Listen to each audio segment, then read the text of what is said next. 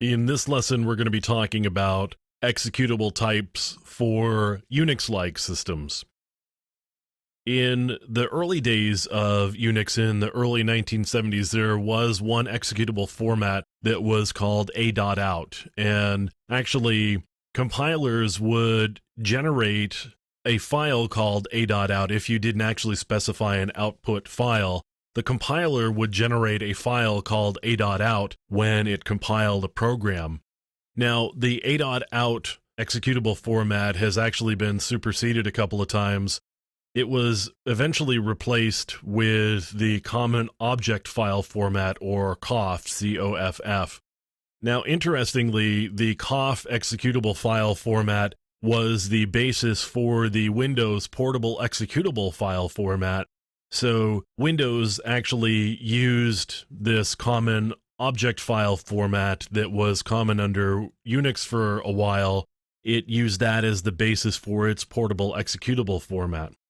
These days, though, under Unix-like systems, primarily Linux, you will see an executable and linkable format, which is typically called ELF. So I've got a program here called WordList. And you can see there's the file WordList, and let me do a file on it. And you can see this is a 32-bit LSB executable, and it says ELF, and it's for an Intel 8386. And again, it's 32 bits, so it's not a 64-bit. And it's also not compiled for a higher level CPU, so we're only using instructions from the Intel 8386 instruction set. So none of the instructions that have come in subsequent processors. So there's ways of looking at the different portions of this executable under Linux, and there's a program called readelf that works really well at pulling word list apart. And again, this is a command line program, so you have to know what the different switches are. And let me just bring those up here so we can see the help for this readelf program. Here's all of the different switches that you would need to know to run this program.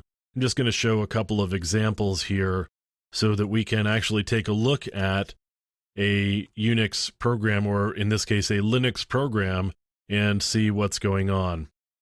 So I'm pulling apart the section headers for this particular program. You can see there are 31 section headers, and it says it starts at offset 0x, and the X indicates that it's a hexadecimal number that follows, and that number is 1168. So that's the offset, that's the memory offset where all of these headers start. And you can see, particularly compared to the Windows Portable Executable format, there's a lot of different sections in this ELF formatted program.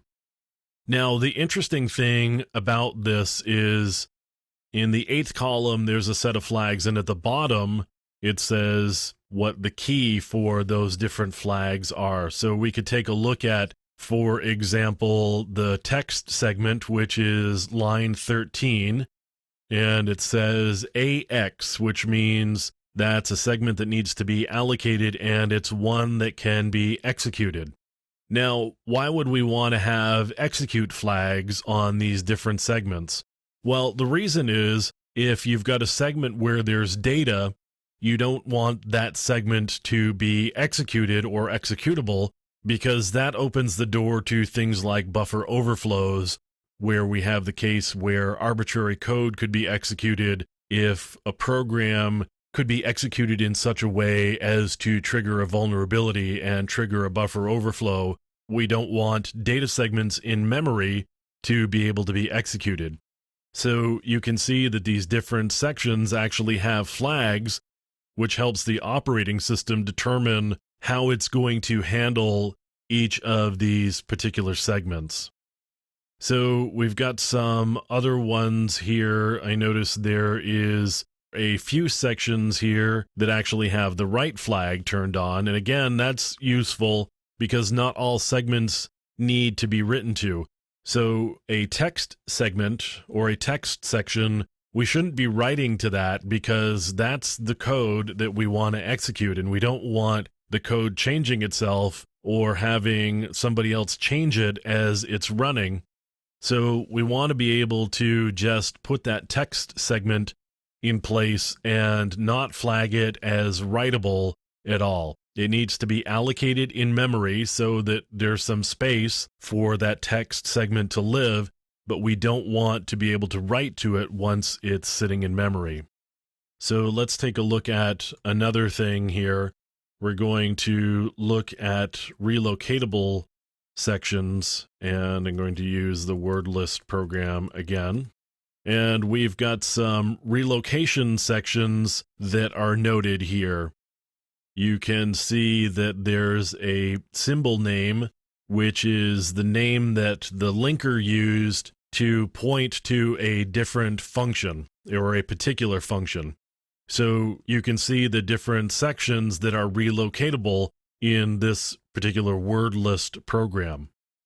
Now I can do, and I'm going to use word list again. So I'm going to list the segments here. You can see there are 9 program headers, and at the bottom here, it's got the section to segment mapping. You've got the different sections on the right-hand side that map to the different segments on the left-hand side. So we've got a program called readelf, and that will help you to pull a program apart and figure out the different sections that are in the program and figure out where the data segment is and where the text segment is and where all of the different sections of the program actually are. Now, in terms of a running program, we could actually take a look at, actually going to do this, and we're going to look in the proc file system. And the proc file system is where process data is stored. It's a virtual file system that doesn't really live anywhere. It's just information about the different processes that are stored in a portion of the running file system, or they appear to be stored in a portion of the running file system so that you can access the data. So let's just take a look at process 1. And that would be the init process. And I'm going to open up the maps file. Now, there's a file in this particular virtual file system for every process, and it's called maps, and it tells where all of the memory segments for the program are and what they are mapped to. And you can see they are linked to different libraries. So you can see the .so extension, those are library files. So we've got the libnss files, and down lower we've got the libc, so that's the standard C libraries. Now, the ones that don't have a file associated with them actually belong to the program itself. And you can also see down at the bottom, the very bottom, you can see where the heap is and where the stack is.